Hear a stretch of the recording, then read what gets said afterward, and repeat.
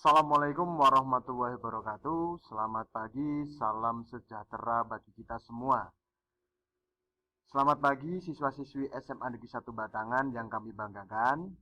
Bersama saya, Bapak Eko Maryanto, kami berharap Anda tetap melaksanakan protokol kesehatan dengan cara melaksanakan physical distancing, kemudian memakai masker ketika bepergian, dan juga rajin untuk mencuci tangan pakai sabun. Masih sama kembali dengan saya, Mbak Eko Puji Sumaryanto. Kami berharap sebelum Anda mengikuti pembelajaran PJJ Sejarah Indonesia menggunakan Google Classroom, saya berharap Anda mengisi daftar hadir yang kami sediakan di Google Classroom. Selanjutnya, terkait pembelajaran yang kita lakukan sekarang ini, kita akan membahas tentang pemberontakan RMS, yaitu pemberontakan Republik Maluku Selatan.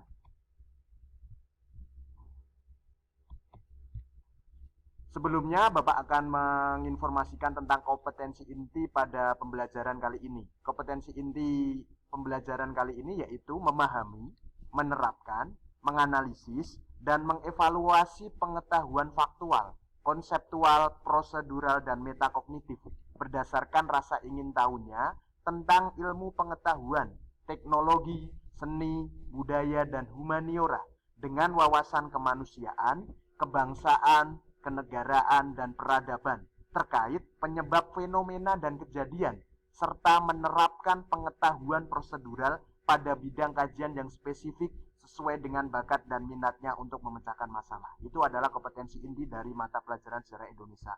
Untuk kompetensi dasar pada pertemuan kali ini, yaitu menganalisis upaya bangsa Indonesia dalam menghadapi ancaman disintegrasi bangsa antara lain PKI Madiun tahun 1948, Darul Islam atau Tentara Islam Indonesia atau disingkat dengan nama DITII, APRA, Angkatan Perang Ratu Adil, Andi Aziz, Republik Maluku Selatan, PRRI, Permesta, dan G30 SPKI. Pada pertemuan kali ini kita akan lebih spesifik kepada pemberontakan RMS atau yang dikenal dengan Republik Maluku Selatan. Indikator dari pertemuan kali ini siswa dapat mengetahui upaya bangsa Indonesia dalam menghadapi ancaman disintegrasi bangsa antara lain PKI Madiun tahun 1948, DITII, APRA, Andi Aziz, RMS, PRRI, Permesta, G30 SPKI. Pada pertemuan kali ini media pembelajaran interaktif sejarah Indonesia lebih membahas kepada Republik Maluku Selatan. Pemberontakan RMS atau yang disebut dengan Republik Maluku Selatan. Belanda membentuk negara-negara bagian untuk menancapkan kekuasaannya di Indonesia. Salah satu negara bagian bentukan Belanda pada masa itu adalah Republik Maluku Selatan atau yang disingkat dengan nama RMS. Latar belakang pemberontakan RMS atau yang kita kenal dengan nama Republik Maluku Selatan. Kebijakan pemerintah yang ingin membubarkan negara Indonesia Timur atau yang disingkat dengan nama NIT dan menyatukannya dalam Negara Kesatuan Republik Indonesia, memicu terjadinya pemberontakan RMS. Pemberontakan RMS atau Republik Maluku Selatan dipelopori oleh Christian Robert Stephen Sumokil. Bapak ulangi, Christian Robert Stephen Sumokil atau yang kita kenal dengan nama Sumokil saja, mantan Jaksa Agung Negara Indonesia Timur atau NIT. Pemberontakan RMS tidak hanya menentang pembubaran negara Indonesia Timur, tetapi juga menghendaki Republik Maluku Selatan menjadi negara yang merdeka. Jalannya pemberontakan Republik Maluku Selatan. Guna melancarkan gerakannya, RMS menghimpun kekuatan dari masyarakat yang berada di Maluku Tengah. RMS juga berhasil merangkul mantan pasukan Kenil untuk bergabung dalam pergerakannya. Itu adalah jalannya pemberontakan RMS. Ini adalah tokoh dari pemimpin RMS, yaitu yang bernama Sumokil. Kalau Anda ingat, ini adalah gambar dari Sumokil, merupakan mantan Jaksa Agung Negara Indonesia Timur yang menjadi pemimpin dari pemberontakan Republik Maluku Selatan. Ini adalah Sumokil. Selanjutnya, setelah memiliki kekuatan yang cukup besar, anggota Republik Maluku Selatan memproklamasikan berdirinya Republik Maluku Selatan atau RMS pada tanggal 25 April 1950. J.H. Manuhutu dan Abed Wairisal, Bapak ulangi, J.H. Manuhutu dan Abed Wairisal diangkat sebagai Presiden dan Perdana Menteri. Upaya Republik Maluku Selatan untuk mendapat dukungan dari masyarakat internasional tampak dari penunjukan Dr. J.P. Niki Julu, Bapak ulangi, Dr. J.P. Niki Julu sebagai Wakil Presiden RMS untuk daerah luar negeri yang berkedudukan di Den Haag, Belanda. Pada tanggal 3 Mei 1950, Sumokil menggantikan kedudukan Manuhutu sebagai Presiden Republik Maluku Selatan. Selanjutnya, Sumokil membentuk Angkatan Perang RMS atau yang disingkat dengan APRMS.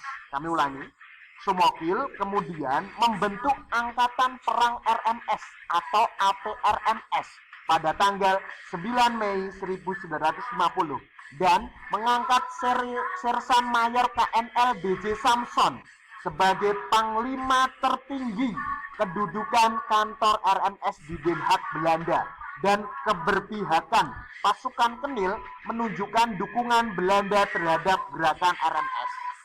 Dengan demikian, Belanda itu mendukung pembentukan RMS dengan cara keberpihakan pasukan Kenil menunjukkan dukungan Belanda terhadap gerakan RMS.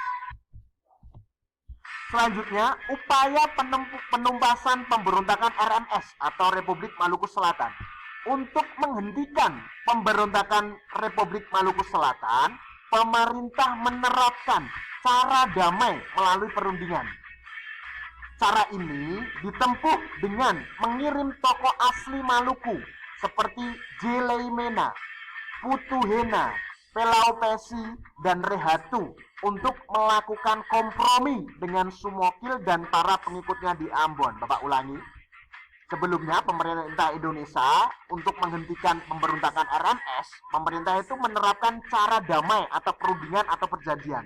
Cara ini ditempuh dengan mengirim tokoh asli Maluku agar nanti para pemberontak RMS itu lebih mau berkompromi seperti J. Leimena, Putu Hena, Pelau Pesi, dan Rehatu untuk melakukan kompromi atau kerjasama dengan Sumokil dan para pengikutnya di Ambon.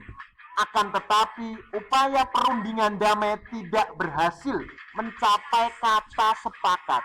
Sumokil dan para pendukung Republik Maluku Selatan bersikukuh untuk melepaskan diri dari wilayah Negara Kesatuan Republik Indonesia. Kegagalan penyelesaian melalui cara damai menyebabkan pemerintah Republik Indonesia Serikat melancarkan operasi militer untuk menumpas pemberontakan RMS.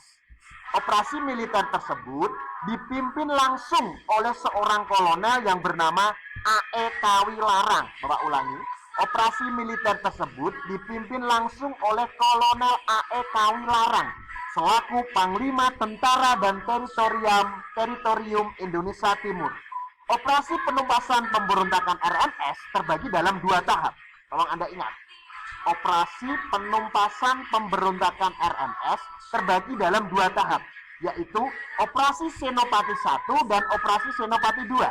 Operasi Senopati 1 dan Operasi Senopati 2. Sumokil tertangkap pada tanggal 3 Desember 1963. Selanjutnya, Sumokil dijatuhi hukuman mati oleh Mahkamah Militer Angkatan Darat pada tanggal 24 April 1964. Namun, ada tokoh RMS seperti Manusama dan Pati Rajawane yang berhasil melarikan diri ke Belanda. Bapak ulangi, ternyata ada tokoh RMS yang berhasil melarikan diri ke Belanda, yaitu Manusama dan Pati Rajawane. Saya rasa materi untuk pertemuan kali ini tentang pemberontakan RMS cukup sekian. Apabila siswa-siswi yang masih belum paham dan tidak dimengerti bisa bertanya di grup WA atau grup WhatsApp ataupun bisa tanya di Google Classroom. Cukup sekian, terima kasih, selamat belajar dan semoga sukses. Wassalamualaikum warahmatullahi wabarakatuh. Maju bersama, hebat semua.